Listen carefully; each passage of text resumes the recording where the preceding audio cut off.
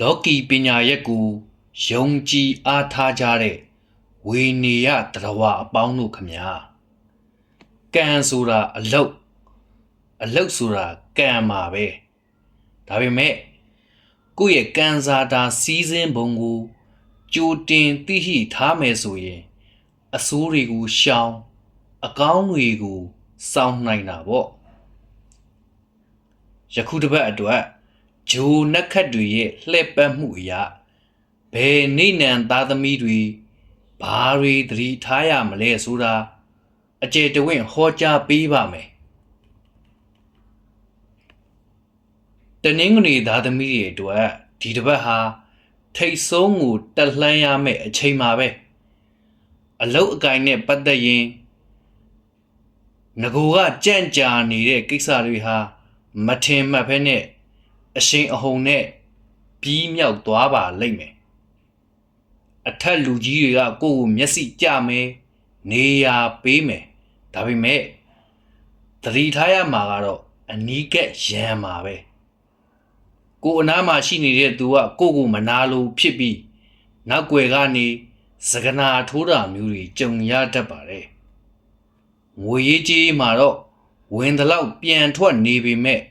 အရင်အနည်းအတွက်သုံးရတာမျိုးဖြစ်တာကြောင့်မနှံ့မျောကြပါနဲ့အခြေရေးမှာတော့အထင်လွဲမှုလေးတွေရှိနိုင်ပေမဲ့ကိုယ့်ဘက်ကလျှော့ပေးလိုက်ရင်အရင်ကထက်ပိုပြီးတော့ခိုင်မြဲသွားပါလိမ့်မယ်တနင်္လာသားသမီးတွေကတော့ဒီအပတ်မှာစိတ်ပင်ပန်းစရာလေးတွေနဲ့စတင်ရတတ်ပါတယ်လူမှုရေးကိစ္စတွေမှာဂျားဝင်စိစက်ပေးရာကနေလှော်တက်ကိုလက်နဲ့ဖမ်းဆိုသလိုမျိုးကို့အပေါ်အပြစ်ပုံချတာခံရတတ်ပါတယ်အလုံးမှာတော့ခရီးသွားရခိန်ရှိပါတယ်အဲ့ဒီခရီးကနေအကျိုးအမြတ်ကောင်းတွေရလာပါလိမ့်မယ်ငွေကြေးမှာတော့လက်လွန်ထားတဲ့ငွေတွေပြန်ရတတ်ပါတယ်ဒါပေမဲ့အစ်စ်ချီးမယ်ဆိုရင်တော့စုံတက်တာကြောင့်သတိထားပေးပါကျမ်းမာရေးမှာတော့အိပ်ရေးပြတ်တာခေါင်းကိုက်တာမျိုးကိုအထူးပဲဂရုစိုက်ကြပါ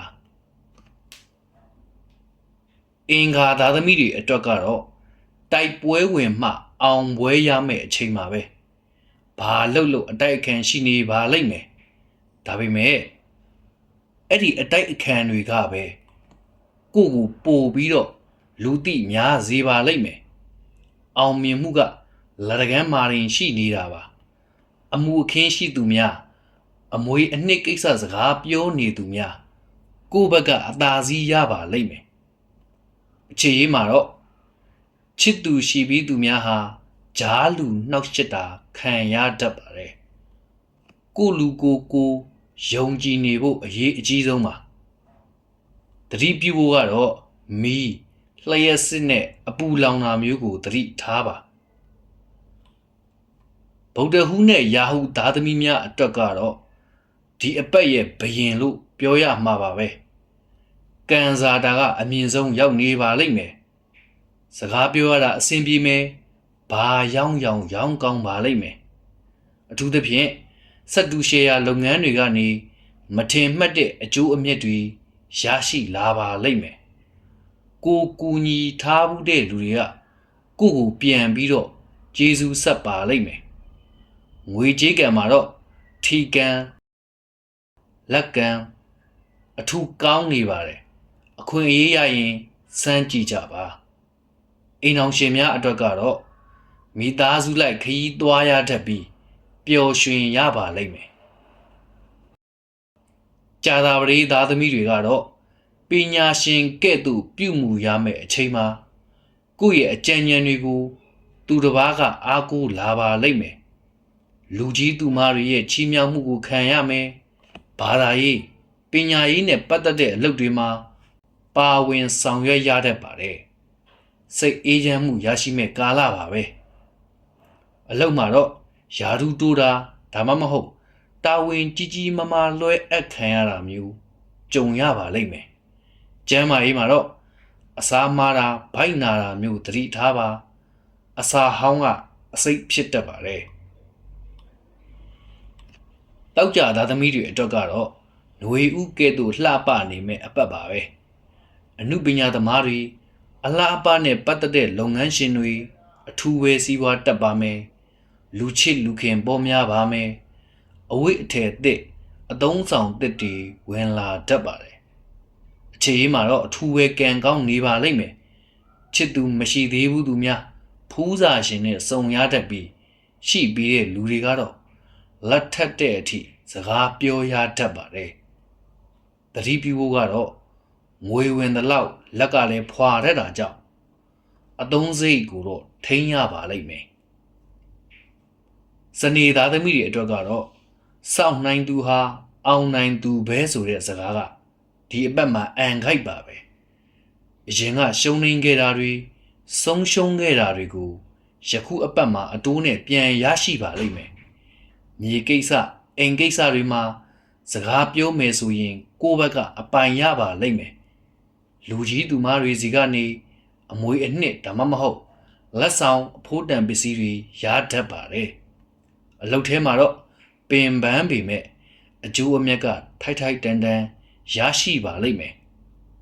လူမှုရေးအနေနဲ့ကတော့မိတ်ဆွေဟောင်းတွေနဲ့ပြန်ဆောင်ရတတ်ပါတယ်ကဲဒီဘက်အတွင်းကြုံတွေ့ရမယ့်အခက်အခဲတွေကိုကြော်လွှားပြီးကံစားတာအဟုန်မြင့်စေဖို့အခုပြောပြမယ့်ကံပွင့်စေမယ့်ရရအစီအရင်လေးတွေကိုပြုလုပ်ပေးကြပါတနင်္ဂနွေအင်္ဂါစနေသားသမီးတွေအတွက်ရရကတော့မိမိတို့နေအိမ်ကဖျားစင်မှာတပီရှိညွန့်ကို